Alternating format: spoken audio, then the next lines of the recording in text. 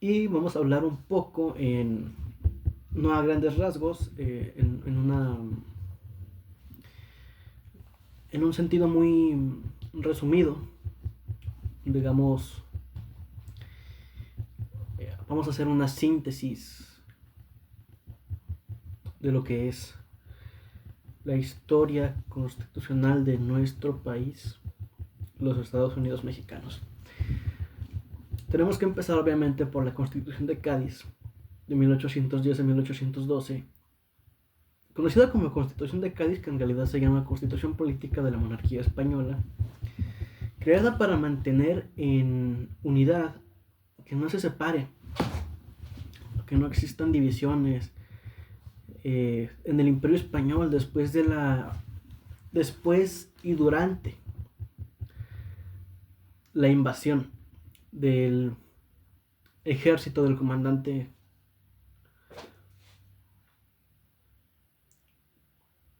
no, a ver.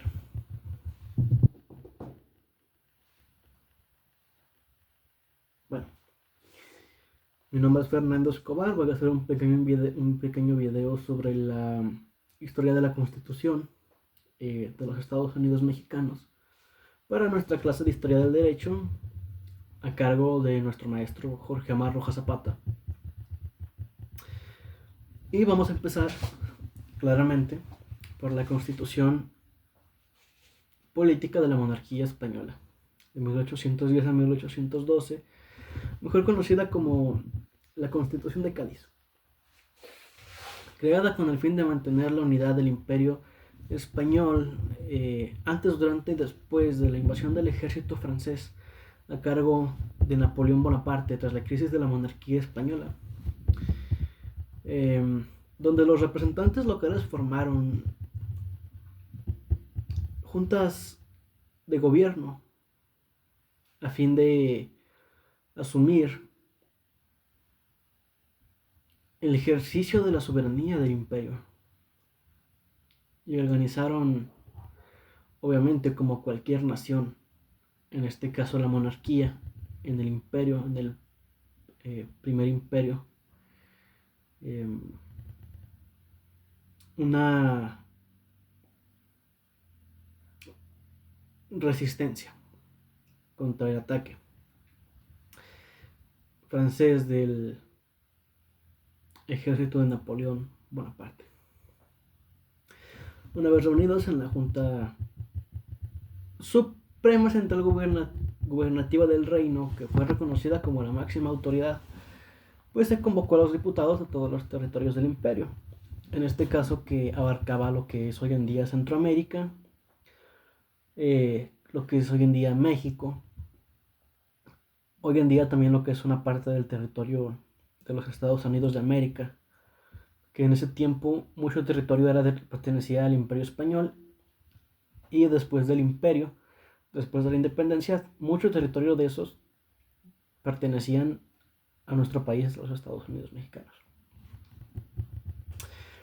Pues una vez que se convoca a los diputados de todo el imperio, eh, bajo el apercibimiento, bajo la orden, el principio de que los dominios americanos no eran colonias. Es decir, los pueblos que los españoles tenían sometidos porque era una dictadura, no era, era una monarquía, existía un rey, era el nuevo reino de España. Entonces,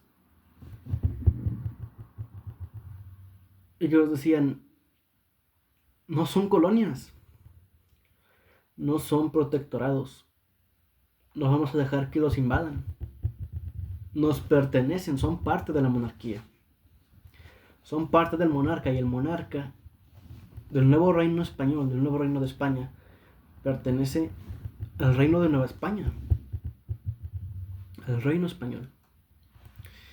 Entonces, pues los representantes se unen en el puerto de Cádiz 1810, aproximadamente, o no aproximadamente, en el mes de septiembre, iniciaron pues las sesiones que culminaron la promulgación de una constitución política para un gobierno y recta administración del Estado. El Estado como eh, monarquía, como país. Entonces, a la Constitución de Cádiz, pues le pusieron un nombre un poco eh, tal vez un poco ortodoxo para el día de hoy. Pero eso es lo que estamos analizando, ¿no? Los anales de la Constitución mexicana. Le llamaron a la Constitución de Cádiz la Pepa. Para que coincida con el 19 de marzo de 1812, es decir, el día de San José. Y fueron los representantes participantes de la Nueva España, entre ellos José Miguel Ramos Arizpe, 21, o sea, fueron 21. Y José Miguel Ramos Arizpe, que participó más adelante en 1824 como constituyente. Unas pocas cosas o datos que mencionar es el nombre oficial de la Constitución de Cádiz. Es Constitución Política de la Monarquía Española. Y entró en vigor en el Virreinato de la Nueva España el 30 de septiembre de 1812, conteniendo en sí misma 384 artículos agrupados, divididos en 10 títulos. Era una constitución parcial que tenía una vigencia, o tuvo una vigencia, de entre 1812 a 1814 y de 1820 a 1824 en el Virreinato de la Nueva España y en el México independiente. Algunos de los principios que regían, que presidían esta constitución, la Constitución de Cádiz, era que la nación española es la unión de todos los españoles de Europa y América. Siendo así, que consideraban nacionalizados, quizás no españoles, pero sí parte de a los americanos conquistados en lo que hoy en día es Centroamérica y Norteamérica, o parte de Norteamérica. En este también reside la soberanía esencialmente en la nación, la soberanía que tiene el derecho exclusivo de establecer sus leyes fundamentales. Es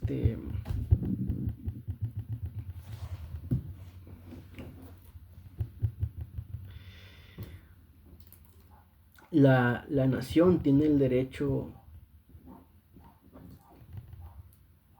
de regirse por sus propias reglas. Y como muchos, es una nación, en este caso un estado imperialista, donde preside un monarca, el monarca. Pues se considera una nación, digamos, América española, en lo que es el virreinato, o lo que fue el virreinato, considerado a sí mismo una nación libre e independiente. Y no es, ni será, ni fue, no podía ser patrimonio de ninguna familia ni persona. No era esto derecho del rey, no era propiedad, no podían apropiarse del virreinato.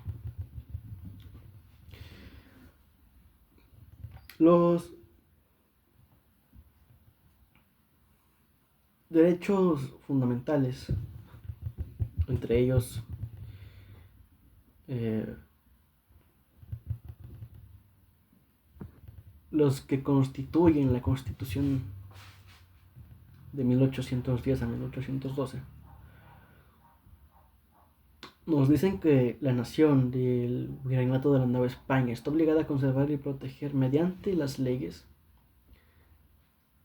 la libertad civil, la propiedad, derechos legítimos de todos los individuos que lo componen, entre otros. Y hay que decirlo, aunque no quieran aceptarlo, Jesucristo, el Dios que todos conocemos, Dios Padre, Dios Hijo, Espíritu Santo, la Virgen María, todos ellos son un invento de los españoles. Y una vez que mezclan, una vez conquistado, una vez que tienen el virreinato, que han conquistado lo que es hoy en día Centro y Norteamérica, hablando específicamente de México, nos dicen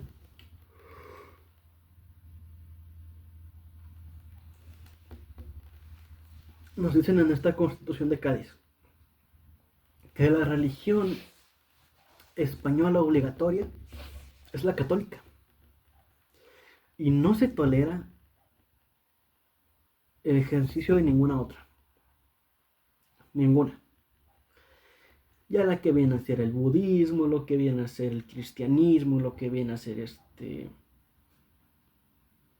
bueno, para que entrar en detalles,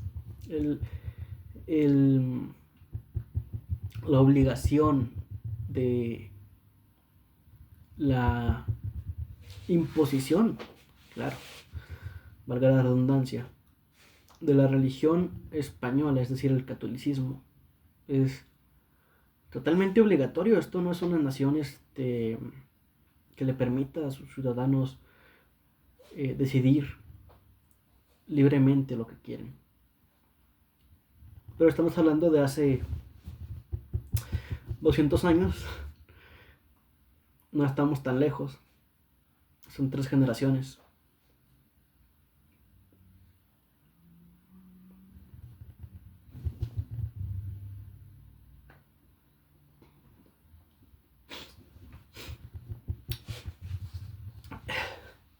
Y algo que debe reconocerse en este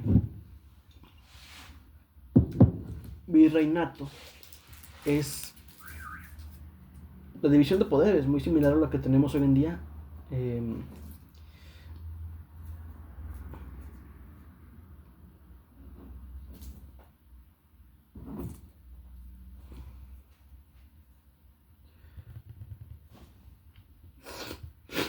De forma limitativa enunciativamente. Y bueno, en todos los sentidos posibles. No todos. Es algo muy amplio. Y es que existían, al igual que hoy, 3 poderes: el ejecutivo, el legislativo y el judicial. El poder ejecutivo es el que ordena. ¿Y quién ordena? Si estamos hablando de una monarquía, de un imperio, un virreinato, el rey. El rey es el encargado del poder ejecutivo. Él es el soberano. Después viene el legislativo. Este se encuentra a cargo del rey y las cortes. El poder judicial simplemente está encargado de los tribunales, o los tribunales son los que se encargan del poder judicial. Algo, no sé si decir de aplaudir, pero es algo que reconocer. La división de poderes generan los contrapesos necesarios para que un poder no abuse del otro. Y esto es algo que ya tenemos, que se tenía hace 200 años. No absolutamente, claro, el rey es el que manda, pero ya existía la división de poderes. Ya se podía decir, hey, esto está mal, lo que tú haces está mal, pero de cualquier manera el rey es el que manda, así que eso no importa. Obviamente,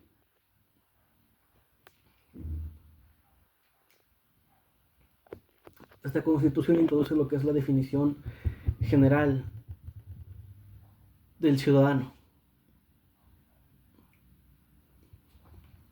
así como establece sus derechos y obligaciones.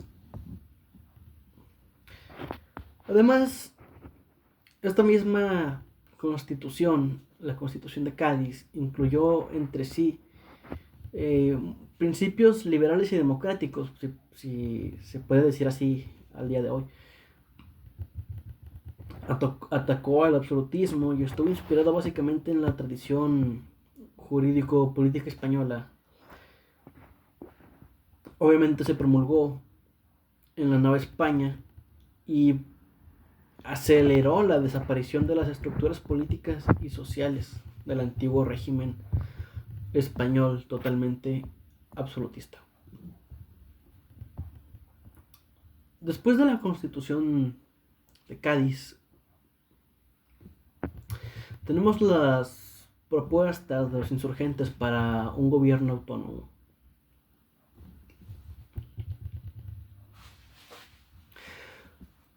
Una vez que se hace saber que llega la noticia de la aplicación de Carlos IV y de Fernando VII, y que llegó a la Nueva España, las autoridades fieles a la corona rechazaron la intervención encabezada por Napoleón Bonaparte, el francés comandante del ejército.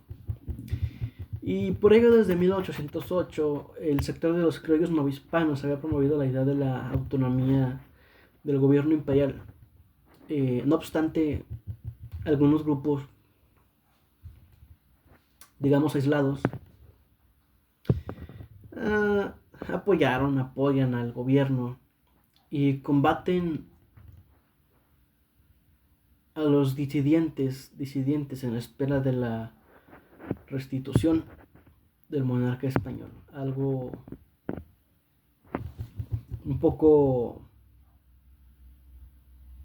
loco, un poco, bueno, es como pensar en Venezuela hoy en día, de saquen a Maduro, sí, sáquenlo, y un grupo aislado, no, yo quiero que vuelva a gobernar Maduro. Es como en México la cuarta transformación, la gente que vota por Morena, que votó por Andrés Manuel López Obrador, pues quién no va a venir, pero una vez que votan nuevamente por Morena y la presidenta con A, Claudia Sheinbaum, eh, dices, o sea, ¿por qué? ¿Te gusta el poder concentrado? ¿Te gusta que se violen tus derechos, que no se garanticen? ¿Te gusta que le hagan a la Constitución lo que quieren? ¿Te gusta que nuestro país ya no sea, los ciudadanos ya no tengamos las libertades y derechos? Aunque nos digan que sí, que lo habíamos tenido, estamos retrocediendo y eso es lo que se hizo, se retrocedió. Esos hechos, pues, una vez criticados y señalados eh, de conspiración,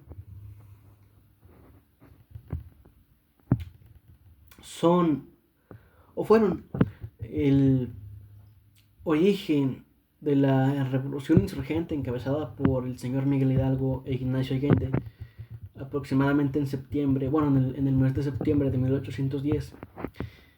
Y durante esta misma lucha hubo pues muchas propuestas, muchas, pues es algo, eh, no muchas, digamos varias. Y estas propuestas pues servían para querer organizar un gobierno autónomo, entre ellas las más trascendentales. las mejores fueron elementos de nuestra Constitución del general Ignacio López Rayón de 1812, entre los que se destacan los principios de la religión católica, intolerancia al ejercicio de otra. Es decir, sabes que esta Constitución, tu Constitución de 1810-1812, Constitución de Cádiz, Constitución política del Virreinato Español, nos dice que el Imperio Español impone la religión católica como una y no se, única, y no se tolerará el ejercicio de ninguna otra. No puede ser cristiano, no puede ser budista, no tengo otros ejemplos, pero no puedes ejercer ninguna otra religión que no sea la política española. De solamente puedes ejercer la religión católica. Entre ellos, pues, que América o la América es libre, era libre e independiente. Se propone que la América es libre e independiente de toda otra nación. Oye, ¿sabes qué? A mí no me importa. No me importa que tú digas que esto pertenece al Imperio Español. Es el Imperio Español, así se llama. Nos gobierna tu monarca, el virrey de Nueva España, pero no somos de su propiedad y este territorio no es suyo. Esto es una nación, digamos el virreinato, lo que es entonces era el virreinato de la Nueva España. Esto es una nación independiente de toda otra nación. Se puede llamar así, pero no somos suyos. Esto no es de España. Esto no es de Nueva España. Este territorio no es suyo. Entre otros, que la soberanía, digamos, independientemente del pueblo, reside en la persona del señor Fernando VII y su ejercicio en el Supremo Consejo Nacional Americano. Toda vez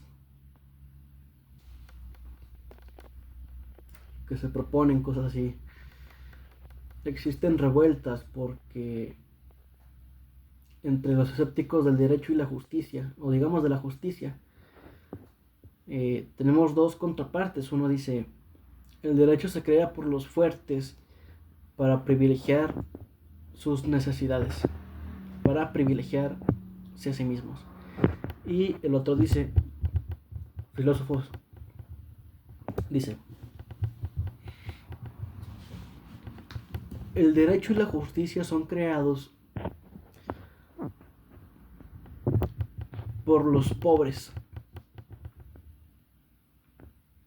y por la mayoría para satisfacerse a sí mismos. ¿Por qué? Porque no tienen derechos. Aquí entramos en que se prohíbe, o se propone más bien, todavía no se prohíbe, no estamos en ese punto, de que se prohíbe la libertad, más bien se prohíbe la esclavitud y la tortura en la nación, en el imperio virreinato de la Nueva España. Libertad de la imprenta en los temas científicos y políticos que no son permitidos, de que, oye, pues no puedes tener otra política que no sea la que vaya acorde a la política española. Bueno. Y ya tenemos pues ya la división de poderes, el ejecutivo que es llevado a cabo por el rey, el soberano. El legislativo, también conocido como Supremo Consejo Nacional Americano, y el judicial, que es gobernado, que es llevado a cabo, encabezado por los tribunales.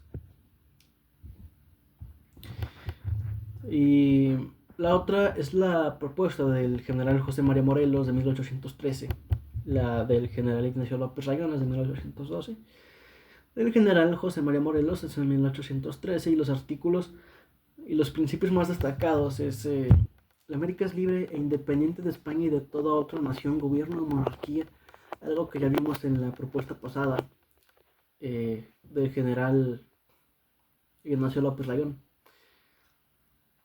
Copió y pegó, lo puso con un poco de otras palabras, pero sí, es lo mismo.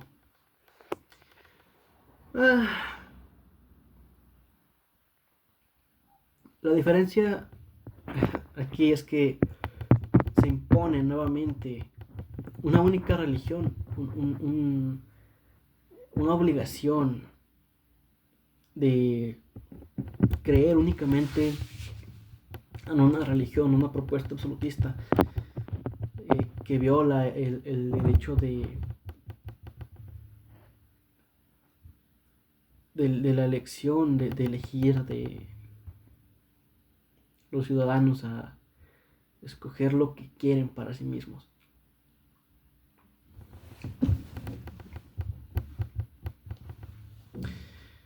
Aquí podemos ver o entender que se propone el pueblo dinama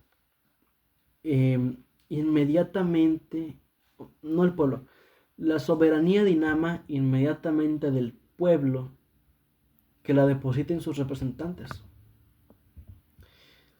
Y pues obviamente ya tenemos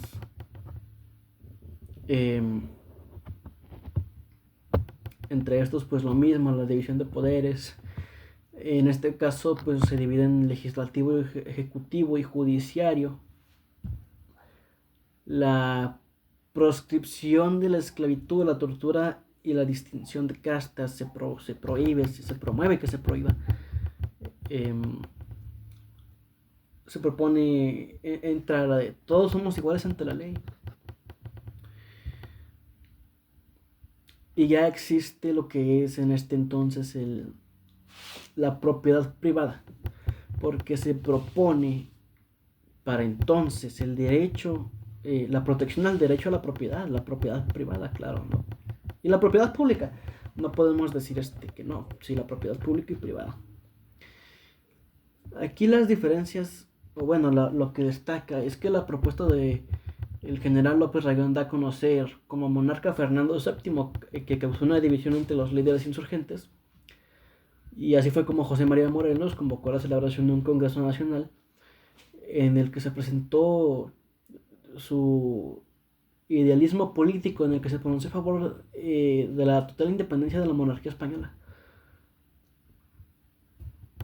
Un poco también monárquico, absolutista, concentración de poder, pero ya van para un poco dejando eso de lado. Y pues para este punto el Congreso Nacional Americano, mejor conocido como el Congreso de Anáhuac, pues reunido, que se reúne en el pueblo de Chilpancingo y declara la independencia de la corona española con la publicación del acta solemne de la Declaración de Independencia de la América Septentrional, promulgada el 6 de noviembre de 1813. Con ella, pues la representación nacional ahí reunida asumió el ejercicio de la soberanía, de su soberanía, y rompió todo vínculo con el poder español, con la corona de España. Vaya que esto es un poco... Esto se celebra, pues ya se independizan. España, obviamente, el reino de Nueva España, pues no les reconoce la independencia, pero ya se promulgó. Y a los pocos meses y como resultado de la campaña militar sostenida entre el ejército insurgente y el realista, comandado por el Imperio Español, el Congreso se mudó a la sede de Apatzingán, un apartado pueblo en Michoacán, donde en octubre de 1914 los representantes insurgentes promulgaron la Constitución de Apatzingán.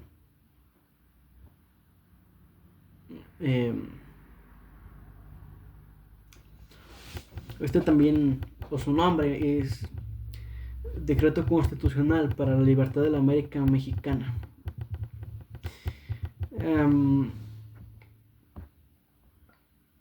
Se publicó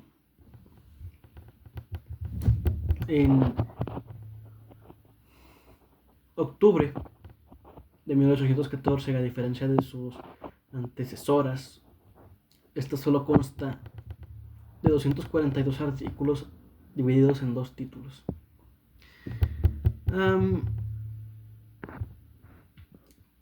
Esta tuvo una vigencia en el territorio presidido por los insurgentes de alrededor de 7 años, de 1814 a 1821, y estableció una forma de gobierno republicana representativa democrática. Entonces,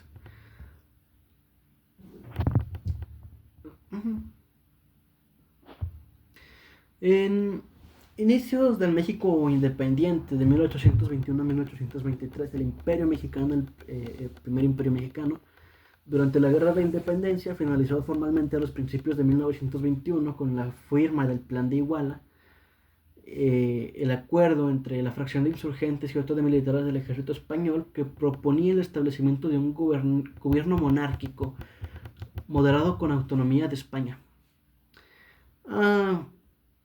Sin embargo, pues se ofrecía a la corona un miembro de la Casa Imperial, y en agosto del mismo año el plan fue ratificado con los tratados de Córdoba, firmados entre el enviado español Juan O'Donoghue y el jefe del ejército Agustín de Iturbide. Mal ahí. En el acuerdo y en relación a estos tratados, pues integra una junta provisional gubernativa que inició sus sesiones en septiembre de 1821 y se promulgó en ese entonces el Acta de Independencia del Imperio Mexicano, en el que la nación mexicana declaraba soberana e independiente de España. Se declara soberana e independiente del reinado español. Entonces, pues la Junta nombra una regencia para organizar las labores de gobierno. La Junta elaboró igualmente unas bases constitucionales encaminadas a redactar la Constitución del nuevo Imperio Mexicano. En España, en ese entonces, Fernando VII desconoció los tratados de Córdoba, no reconocen la independencia de la Nueva España, por lo que por lo que la propuesta de ofrecer la corona del Imperio Mexicano a algún miembro de la familia real resulta inviable, no es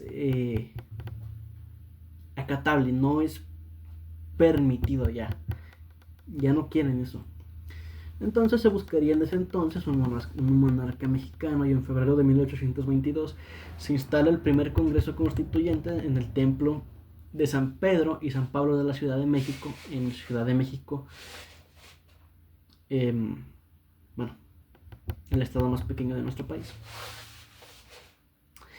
Sede, por cierto, bueno, por lo que se inician las sesiones para organizar las formas de gobierno, y el 18 de mayo del mismo año de 1822, Agustín de Iturbide es nombrado emperador del primer Imperio Mexicano. Sin embargo, y al tenor de lo anterior, al poco tiempo se dio un enfrentamiento que lleva a la disolución del Congreso Constituyente en el mes de octubre. Y para suplirlo, el emperador Agustín de Iturbide, Agustín I, nombra una Junta Nacional Instituyente que elabora el proyecto de reglamento político del gobierno del Imperio Mexicano.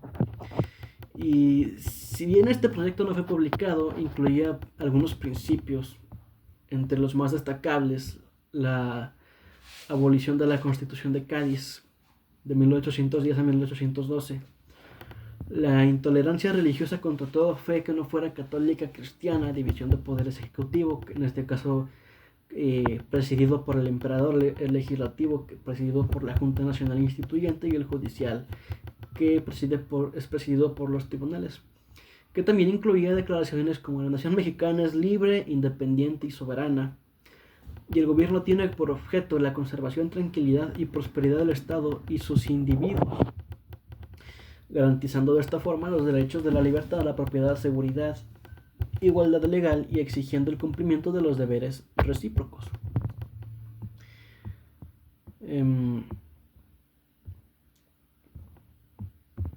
Siendo así que a finales de 1822 la oposición contra el frágil México, el frágil imperio mexicano, se alzó en rebeldía y el principal reclamo era la reinstalación del Congreso Nacional que había sido disuelto, que igualmente surgieron voces a favor del establecimiento de un gobierno republicano. Ante tales presiones, Iturbide I ordenó la reunión de los representantes nacionales que habían sido destituidos,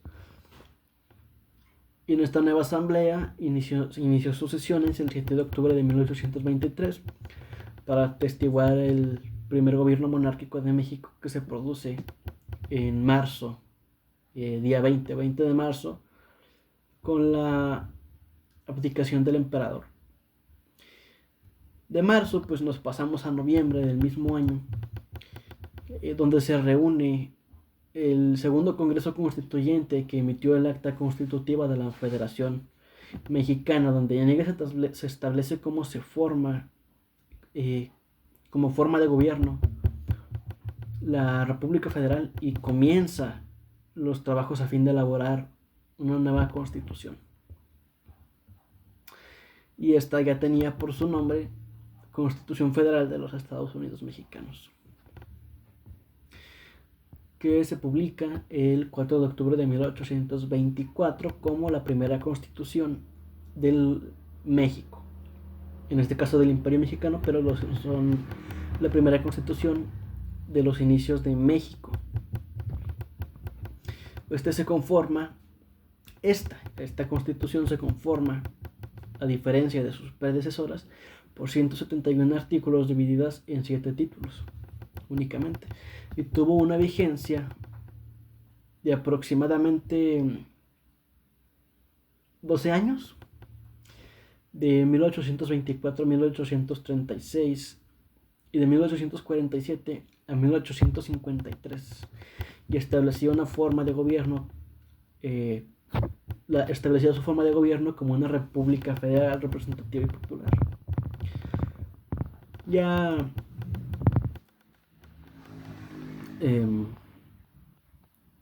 nos pasamos a la que se conoce, o lo que hoy conocemos como República Central, de 1836 a 1847, donde podemos ver y sabemos que la lucha entre federalistas y centralistas que surgió entonces no fue el único problema de la nación. A ella se deben sumar las tentativas separatistas de varios estados de la federación,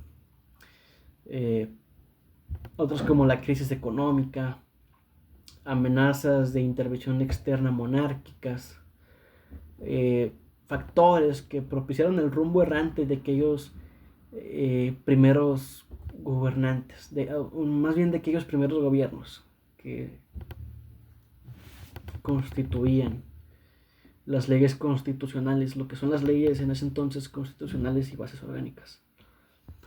Y durante la discontinua administración del presidente Antonio López de Santana, de 1833 a 1847, pues el Congreso es convocado a una sesión extraordinaria a fin de revisar el Estatuto Constitucional, el cual tiene como resultado pues la suspensión de la Constitución de 1824 y la elaboración de una nueva Constitución, una nueva Carta Magna, que establece un sistema de gobierno centralista,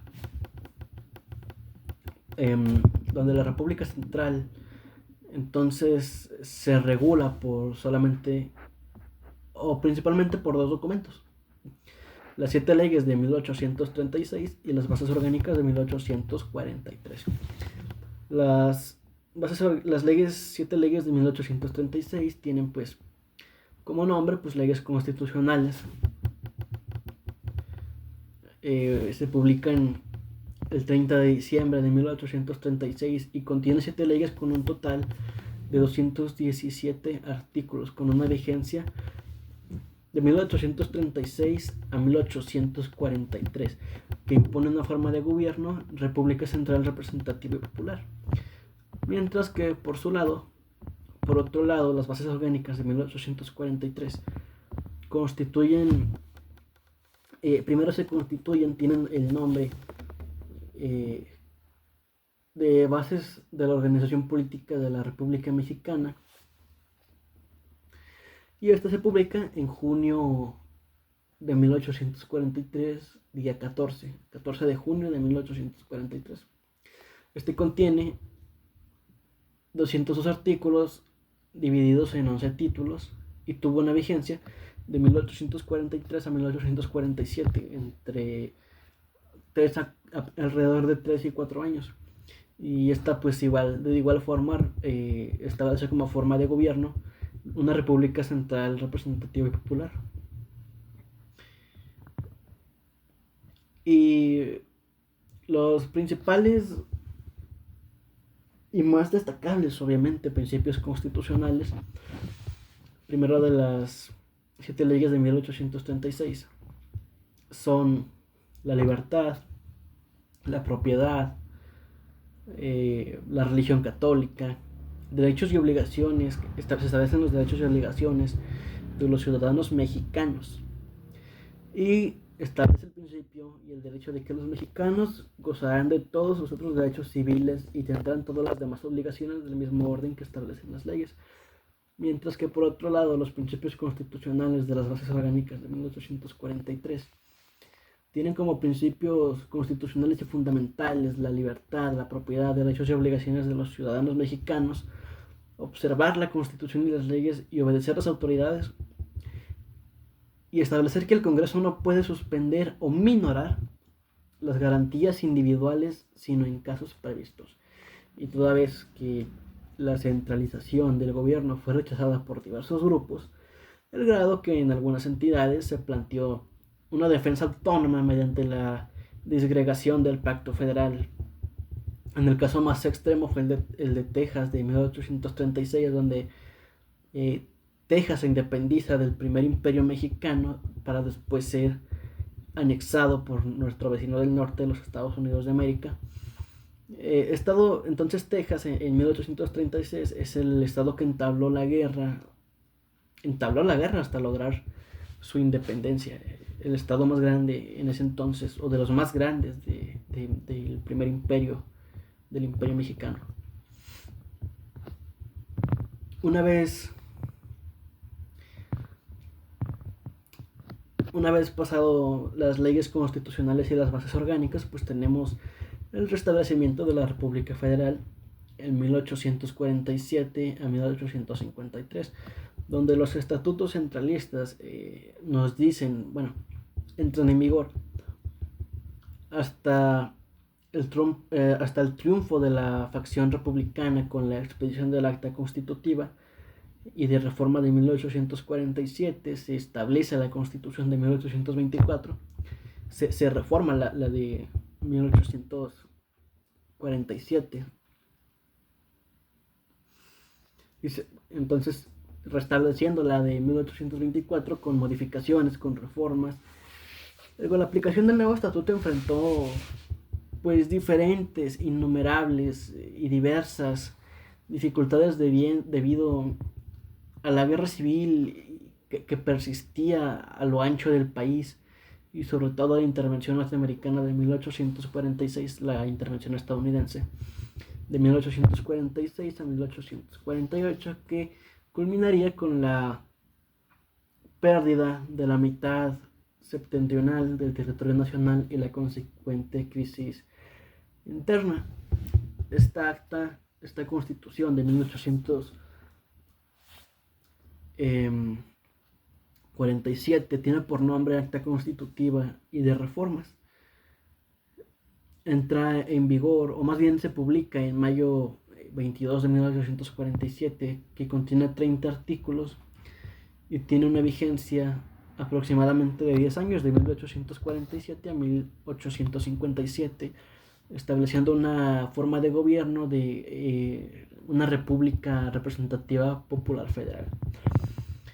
Y los principios constitucionales que establece más destacables, o lo que nos interesan, los más importantes, los más anunciados, pues es que se establecen el derecho y las obligaciones de los ciudadanos, la derogación de la vicepresidencia, se aseguran los derechos del hombre en la Constitución, eh, se aseguran los derechos del hombre que la Constitución ya reconoce. Y además, una ley fija las garantías de libertad, seguridad, propiedad, igualdad, de la que gozan todos los habitantes de la República, y se establecen los medios de hacerlas efectivas, los medios para hacerlas efectivas. Entonces, siendo así que la crisis se sigue a la guerra con Estados Unidos y alenta la reorganización del grupo conservador liderado por Lucas Alamán. Siendo así que mediante la revuelta militar los conservadores logran imponer un breve gobierno de carácter centralista encabezado por el ya mencionado Antonio López de Santa Anna. Y pues aquí se encuentran las bases para la administración de la República hasta la promulgación de la Constitución publicada en abril de 1853, que fue el marco normativo para un breve gobierno dictatorial en el que el presidente, investido como Azteca Serenísima, reprimió cualquier manifestación de oposición, y toda vez seguido de esto, pues como resultado de una imposición de una dictadura, en 1854 surge un movimiento que desconoce el gobierno de Santa Anna y convoca la instalación de un congreso extraordinario, donde según ellos urgía la elaboración de una nueva carta constitucional para reivindicar las garantías de los derechos individuales y restablecer la República Federal. Y aquí es el punto donde entramos a la Constitución de 1857. Antes de llegar a la Constitución de 1857 y las leyes reformistas, en 1855 Antonio López de Santa Anna y el grupo conservador que apoyó su última presidencia renunciaron ante el levantamiento militar iniciado en Ayutla, en el estado de Guerrero, donde Juan Álvarez e Ignacio Comonfort encabezan el gobierno revolucionario integrado por liberales como por algunos grupos de conservadores, y a finales de 1856 convocaron a las elecciones para un nuevo Congreso Constituyente en los ciudadanos, o a esos pequeños grupos minoristas, mientras que con intención de hacer efectivas las garantías individuales de los ciudadanos que ya fueron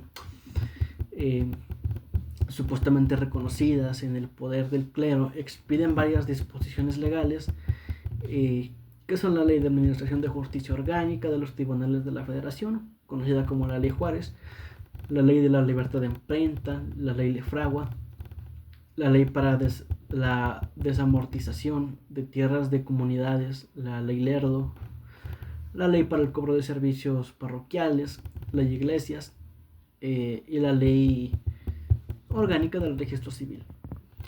Y este conjunto de modificaciones, de reformas legislativas, son un adelanto del pensamiento liberal que se manifiesta en el Congreso Constituyente y que darían como resultado la promulgación de una nueva Carta Constitucional, conocida como Constitución Federal de los Estados Unidos Mexicanos de 1857. Esta es regida por 128 artículos divididos en 8 títulos y tiene su vigencia hasta la nueva Constitución de 1917. que estableció una forma de gobierno, pues, como república representativa, democrática y federal. Entonces, tras el triunfo del proyecto republicano de 1862 a 1867, en el proyecto republicano, aunque el ejército liberal obtuvo un triunfo militar, la consolidación del gobierno de Benito Juárez no fue inmediata. La tarea de pacificar el país y regularizar la administración pública en medio de una severa crisis económica, pues se complica ante las amenazas de intervención militar de Francia, España y Gran Bretaña, donde pues algunos de los grupos conservadores y liberales apoyan el proyecto imperialista de Napoleón III, que se concreta con la invasión militar de 1862, donde el entonces gobierno del presidente Benito Juárez se convirtió en el baluarte de la lucha por la independencia de nuestro país. Esta intervención francesa lograría pues su victoria en una primera etapa, imponiendo a Maximiliano de Habsburgo como gobernante, de modo que de forma que en 1864 se constituye como monarca, estableciéndose en el castillo de Chapultepec, donde publicó su primer estatuto del imperio, en el que se establecían las bases de la organización de su mandato. En este estatuto, esta ordenanza, esta orden es que se debe garantizar el respeto, se garantiza el respeto a los derechos de la igualdad, la seguridad personal, la propiedad y la libertad. Esta misma, esta reglamentación no tiene como carácter, no tiene el carácter nacional, pues el imperio de Maximiliano de Habsburgo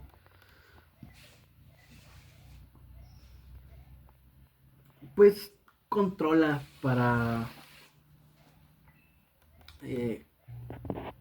controlaba solamente las zonas que habían sido intervenidas militarmente, las zonas sometidas, para que en 1865 comenzaran a retraerse. Donde el segundo imperio cayó, concluyó el segundo imperio mexicano, presidido por Maximiliano de Habsburgo, en 1867, con el fusilamiento de Maximiliano y sus generales, y como los generales Tomás Mejía y Miguel Miramón, en el Cerro de las Campanas, en el estado de Querétaro. Pues un par de semanas después, el señor Benito Juárez, como presidente interino, pues reinstaló su gobierno en la Ciudad de México, donde lanzó la convocatoria, donde da a conocer la convocatoria a elecciones para la formación de un nuevo Congreso y la misma elección presidencial, donde pues fue necesario reorganizar y pacificar primero a la República en la guerra civil y los conflictos internos en que se encontraba. Y después de su muerte en 1872, Sebastián Lerdo de Tejada fue electo presidente para continuar con las tareas y promovió dos reformas constitucionales muy importantes. En 1873 incorporó las leyes de reforma a la Constitución, y en 1874 restableció el Senado para garantizar un mejor equilibrio de poderes entre el Ejecutivo y el Legislativo. No obstante, la reelección como presidente en 1876 desató nuevamente la guerra civil, encabezada por el señor don Porfirio Díaz, con la consigna de no reelección. En el gobierno del señor Díaz, don Porfirio Díaz, como resultado de aquel movimiento militar conocido como Plan de Tuxtepec, pues el presidente Díaz, bueno, Porfirio Díaz, llega a la presidencia en 1876, a partir de donde a partir de su gobierno, un gobierno que dura más de 3 décadas, más de 30 años, eh, regido por un periodo presidencial de su aliado Manuel González entre 1880 y 1884. Y durante esos 30 años, la Constitución de 1857 fue reformada varias veces por el Congreso, principalmente en sus capítulos de orden político y económico, obedeciendo las aspiraciones del presidente Díaz por actualizar el país con los avances de aquel fin de siglo. Más de 40 artículos fueron reformados, incluyendo los de la reelección del presidente y gobernadores, así como la ampliación del periodo presidencial de 6 años. Aquí voy a hacer un pequeño paréntesis porque, digo, todos pensamos en Porfirio Díaz, en el señor don Porfirio Díaz, y decimos, es el malo del cuento, pero no. Sí, fue un dictador, fue un tirano, claro, se religió como presidente y estuvo en el mandato por más de 30 años. Pero construyó miles de kilómetros de vías férreas, trajo el cine, de 10 millones de habitantes que existían, que habían en México, del entonces mandato de Porfirio Díaz, 4 millones de mexicanos ya estaban estudiando. Entonces, hay que ponernos, no solo por el lado de que, pues es el malo, pero no sé por qué, porque todos dicen que es el malo.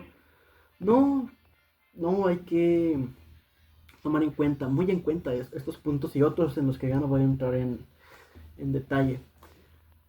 Siendo así que, cierro paréntesis, siendo así que el entonces presidente a principios del siglo XIX, pues su gobierno se enfrenta a diversos sectores que se oponen a la prolongación de su gobierno. Claramente, ¿quién quiere a un dictador en el gobierno por más de 30 años? ¿No? Yo creo que desde el principio, cuando te das cuenta ya tienes tu derecho al voto, pues ya puedes decir, yo voto por otra persona, yo no quiero seguir con este mandato. Entonces, pues los opositores esgriman con la excesiva centralización del gobierno y el favorecimiento económico de contados sectores sociales, y principalmente amigos y familiares del señor don Porfirio Díaz, donde la persecución a los opositores y la tensión política ocasionada por los que aspiraban a los puestos de poder. Entonces, en el gobierno, en la presidencia del presidente Porfirio Díaz, a partir de 1900, algunos grupos liberales reclamaron la efectiva aplicación de los principios que habían inspirado la Constitución de 1857, donde así se crearon diversos clubes políticos que encabezan la lucha contra su gobierno. Y las elecciones de 1910 fueron el acontecimiento que marcó la caída del régimen entre el enfrentamiento revolucionario, capitaneado por Francisco I. Madero, pero la renuncia por el señor entonces presidente Porfirio Díaz, pues renuncia a la presidenta, donde inicia el periodo de guerra civil en el que se enfrentaron fracciones con distintos programas de nación y que tenían como uno de los como sus últimos episodios de redacción, pues una nueva constitución que sería publicada y entraría en vigor en 1917 con base en las reformas a la Constitución de 1857, mejor conocida como Constitución Federal de los Estados Unidos Mexicanos. Y pues esta ya se conoce como Constitución Política de los Estados Unidos Mexicanos.